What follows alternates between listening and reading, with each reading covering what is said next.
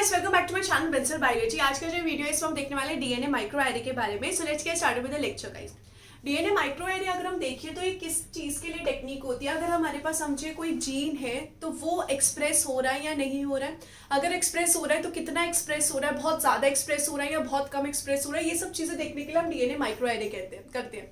कैसे हम चेक कर सकते हैं और क्या होता है ये डीएनए एक्सप्रेशन। समझिए मेरे पास अगर एक डीएनए है तो हमें पता है वो डीएनए क्या कर सकता है, ट्रांसक्रिप्शन कर सकता है। ट्रांसक्रिप्शन करके वो एमआरएनए बना सकता है और एमआरएनए से क्या बन सकता है, प्रोटीन बन सकता है। तो अगर यहाँ पे डीएनए जो है वो एक्सप्रेस हो रहा है तो इसको हम क्या बोलते हैं कि डीएनए एक्सप्रेशन या फिर जीन एक्सप्रेशन हो रहा है। तो इसी एक्सप्रेशन को देखने के लिए हम माइक्रो एरे करते हैं। माइक्रो एरे में क्या किया जाता है, माइक्रो एरे में हम एक माइक्रोस्कोपिक स्लाइड लेंगे। इस तरीके से हमने यहाँ पे क्या ले ली, माइक्रोस्कोपिक स्लाइड ले ली। ये जो स्लाइड होती है इसमें बहुत सारे इस तरीके के स्पॉट्स प्रेजेंट होते हैं। इसमें बहुत सारे ऐसे ऐसे करके स्पॉट्स प्रेजेंट होते हैं। इन स्पॉट्स में क्या करते हैं, इन स्पॉट्स में हर एक स्पॉट्स में हम स्पेसिफिक जीन अटैच कर देते हैं। ऐसा जीन अटैच कर देते हैं जिसका सीक्वेंस जो हमें पता है कौन सा जीन है। तो यहाँ पे समझिए इधर मैंने यहाँ पे जीन नंबर 1 अटैच कर दिया, इस तरीके से उसके बहुत सारे कॉपीज अटैच कर दी। यहाँ पे जीन नंबर 2 के बहुत सारी कॉपीज अटैच कर दी, यहाँ पे जीन नंबर 3 की कर दी, यहाँ पे जीन नंबर 4 की कर दी।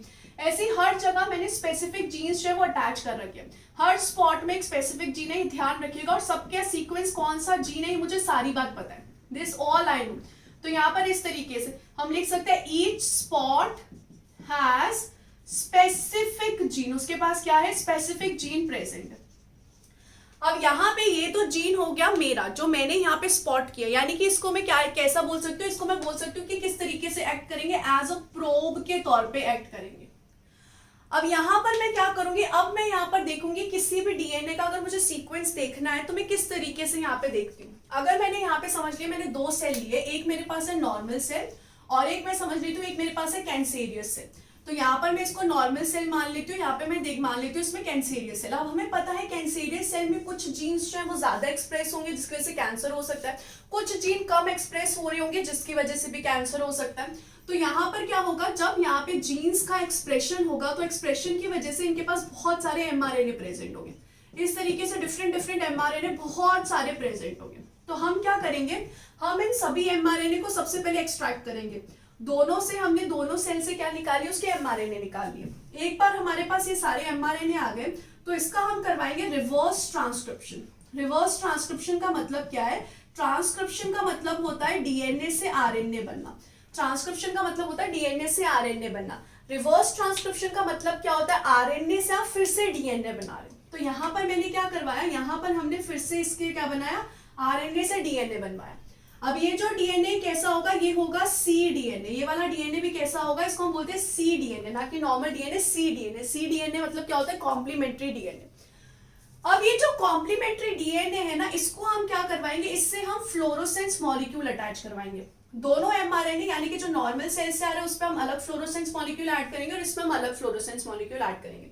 समझो ना, जो नॉर्मल वाला है उस पर मैंने फ्लोरोसेंस मॉलिक्यूल जो ऐड किया है वो हमने यहाँ पे ऐड किया है ग्रीन कलर का, और यहाँ पर जो फ्लोरोसेंस मॉलिक्यूल हमने ऐड किया है वो हमने ऐड किया है रेड कलर का। जस्ट हम यहाँ पे इन दोनों को डिफरेंट कलर से इसलिए लेबल कर रहे हैं, फ्लोरोसेंट करें, ताकि हमें डिफरेंस बाद में दिख सके। अब हम क्या कर देंगे, हम जितने भी हमारे पास सी डीएनए हम सभी सी डीएनए को मिक्स कर देंगे। एक बार जब ये सारे के सारे सी डीएनए मिक्स हो गए हैं तो हम इन सभी सी डीएनए को हम इन सारे स्पॉट्स में क्या कर देंगे, पोर कर देंगे। तो हमने यहाँ पे क्या कर दिया, जितना भी हमारे पास मिक्सचर था इसको हमने क्या कर दिया, सारे के सारे को इधर पोर कर दिया। हर एक में हम इसको क्या कर देंगे, हर एक में हमने सारे के सारे सी डीएनए जितने भी एमआरएनए सबके सी डीएनए हमने यहाँ पे सारे पोर कर दिए।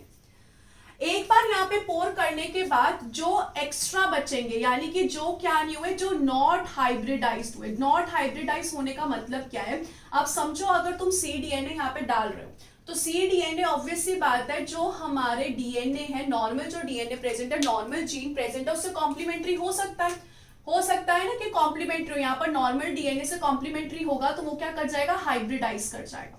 और अगर कॉम्प्लीमेंट्री नहीं होगा तो वो ऐसा का ऐसा सॉल्यूशन में या फिर स्लाइड में पड़ा रहेगा। तो जो एक्स्ट्रा यहाँ पे पड़ा हुआ है उसको हम क्या कर देंगे, वॉश कर देंगे, ताकि हमें क्या ना मिले, फॉल्स रिजल्ट ना मिले। अब तुम ये सोच सकते हो कि मैम हमने यहाँ पे पहले एमआरएनए क्यों लिया अगर हमें फिर से सी डीएनए ही बनाना था। तो उसका रीजन ये है कि दोनों ही नॉर्मल सेल और कैंसरस सेल दोनों के पास डीएनए तो प्रेजेंट है ही, एक्सप्रेशन ज्यादा हो रहा है या कम हो रहा है इसलिए हमने एमआरएनए लिया।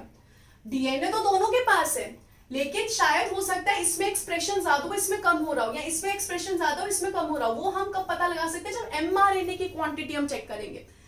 जिसमें एमआरएनए ज्यादा होगा उसमें वो स्पेसिफिक सीडीएनए ज्यादा होगा।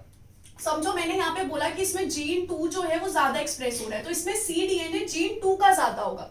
इसमें मैंने बोला जीन 1 ज्यादा एक्सप्रेस हो रहा है, तो इसमें सीडीएनए जो है जीन 1 का ज्यादा आएगा। लेकिन अगर हम नॉर्मली देखें तो नॉर्मली दोनों में बराबर डीएनए है, लेकिन यहाँ पे किसकी वजह से ज्यादा हो रहा है? एमआरएनए की वजह से।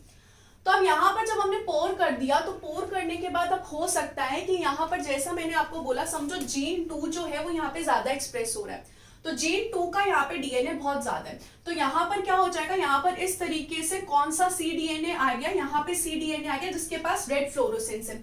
तो यहाँ पे मुझे कौन सी कलर की फ्लोरोसेंस मिलेगी? यहाँ पे मुझे रेड कलर की फ्लोरोसेंस मिलेगी। मैंने यहाँ पे देखा कि जीन 2, जीन 5 और जीन 7 जो है वो ज्यादा एक्सप्रेस हो रहे हैं। मैंने समझो ऐसे कंसीडर कर लिया।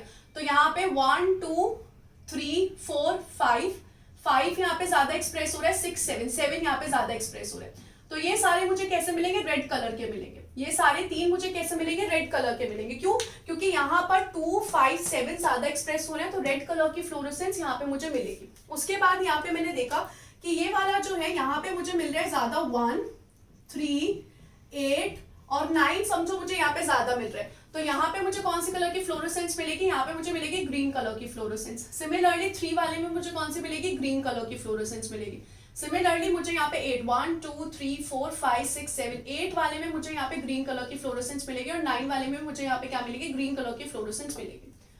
तो इससे मुझे क्या पता चल गया कि नॉर्मल सेल में फर्स्ट, थर्ड और 8 9 जीन जो है ज्यादा एक्सप्रेस होते हैं। कब पता चला? जब मुझे इन स्पॉट्स में ग्रीन कलर ज्यादा मिले, क्योंकि मुझे ये तो पता है ना इन स्पॉट्स में स्पेसिफिकली कौन सा डीएनए है, और जो डीएनए इस पे ज्यादा कलर दिख रहा है तो मैं समझ जाऊंगी वो डीएनए यहाँ पे ज्यादा एक्सप्रेस हो रहा है।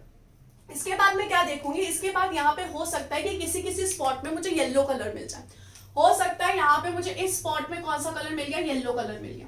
इस स्पॉट में मुझे कौन सा कलर मिल गया? येलो कलर मिल गया।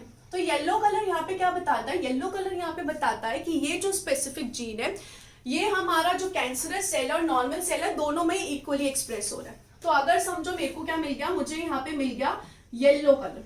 तो येलो कलर यहाँ पे क्या बताता है? जो एक्सप्रेशन है नॉर्मल सेल में एंड कैंसरस सेल में, उस जीन का जो एक्सप्रेशन है वो उस जीन का जो एक्सप्रेशन है दोनों ही सेल में वो इक्वल है, इक्वल एक्सप्रेशन हो रहा है दोनों ही सेल में।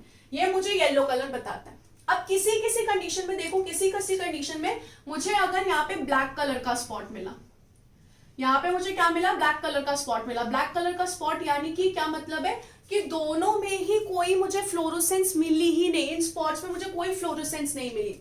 तो अगर समझो आपको ब्लैक कलर मिल रहा है, तो ब्लैक कलर आपको ये बताएगा कि ना ही तो कैंसरस सेल में कोई एक्सप्रेशन हो रही है, ना ही यहाँ पे नॉर्मल सेल में उस जीन की एक्सप्रेशन हो रही है। No expression of gene.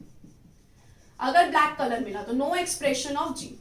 Black colour हमें ये बताएगा कि एक्सप्रेशन ही नहीं हो रही भाई।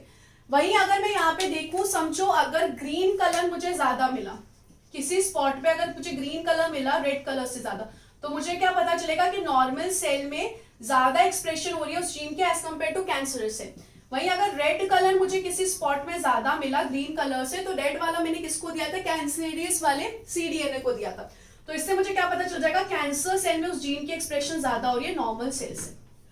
तो इससे हम ये फाइंड आउट कर सकते हैं कि स्पेसिफिक ऐसा कौन सा जीन है जो कैंसर सेल में ज्यादा बनता है, और उससे हम ये पता लगा सकते हैं कि उसमें कौन सी म्यूटेशन हो रही है जिसकी वजह से कैंसर हो रहा है, या कौन सा ऐसा जीन है जिसकी कम एक्सप्रेशन हो रहा है कैंसर सेल में, भाई नॉर्मल सेल में ज्यादा हो रहा है। तो उससे भी हम पता लगा सकते हैं कि उसमें क्या म्यूटेशन हो रही है जिसकी वजह से कैंसर हो रहा है।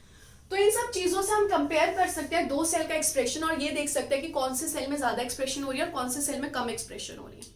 सो आई होप गाइस आपको ये अच्छे से समझ में आ गया होगा। यहाँ पे जितने भी प्रोब है वो आप सबके स्पेसिफिक है, आप सबको पता है कौन सा जीन सीक्वेंस प्रेजेंट है, तभी जब ये हाइब्रिडाइज होगा तो आप समझ पाएंगे। तो आई होप गाइस ये वीडियो आपको अच्छे से समझ में आ गया।